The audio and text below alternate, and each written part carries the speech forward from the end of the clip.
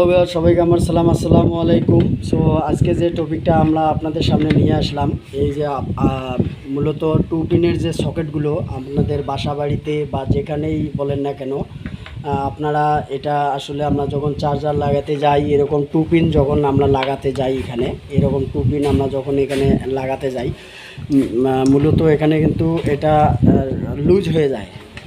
এটা আসলে লুজ হয়ে যায়। এটা যখন আমরা টু পিন এভাবে লাগাতে যাই, টু পিন এভাবে লাগাতে গেলে এটা কিন্তু লুজ হয়ে যায়। লুজ হওয়ার কারণে এখানে স্পার্কিং করার কারণে এখানে গরম হয়ে আমাদের এই টু পিনের যে সকেটটা আছে এটা কিন্তু গলে যায়। এটা কিন্তু গলে যায়, পুড়ে যায়। আবার এটা সকেটটা পুড়ে যায়, গলে যায়। আসলে আমরা আজকে আপনাদের দেখাবো, এটা আপনারা ঘরে বসেই ঠিক করতে পারবেন। আসলে টেকনিশিয়ান লাগবে না, টেকনিশিয়ান ছাড়াই আপনারা এটা সারিয়ে নিতে পারবেন ঘরে বসেই। মূলত আমরা যে উপরে যে কাভারটুকু আছে, এই কাভারটুকু আমরা আগে টেস্টার দিয়ে এভাবে আমরা দুটি নাট থাকে, নাট দুটি আমরা আগে খুলে নেব।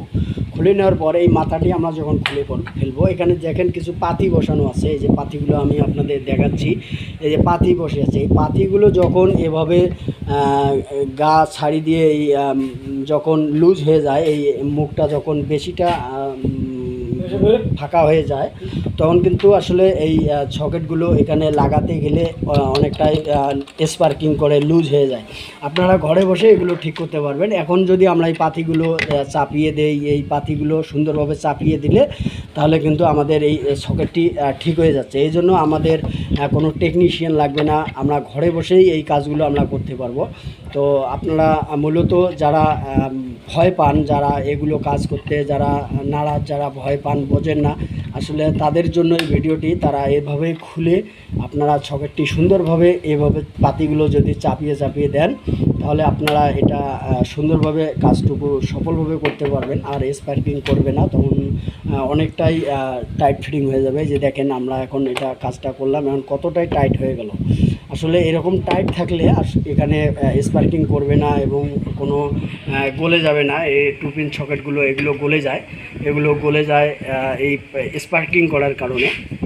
যাই হোক, এটা আমরা প্রসেসিংটা আপনাদের দেখাই দিলাম। প্রথমে এই মাথাটি খুলে আপনাদের ফেলতে হবে, তারপর এই পাটিগুলো সুন্দরভাবে এরকম করে চাপাই দিলে আর কোনো সমস্যা হবে না। তো যাই হোক ভিউয়ার্স, এতক্ষণ ধরে যারা আমাদের ভিডিওটা দেখলেন অসংখ্য ধন্যবাদ। যারা আমাদের চ্যানেলে নতুন তারা অবশ্যই চ্যানেলটি সাবস্ক্রাইব করে আমাদের সঙ্গে থাকবেন। আপনাদের অসংখ্য ধন্যবাদ। সুন্দর সুন্দর ভিডিওগুলো সবার আগে পেতে আমাদের চ্যানেলটি অবশ্যই সাবস্ক্রাইব করে রাখবেন। আমরা আপনাদের টেকনিশিয়ান ভিডিওগুলো, নতুন ভিডিওগুলো আপনাদের উপহার দেবো সবার আগেই। ধন্যবাদ সবাইকে।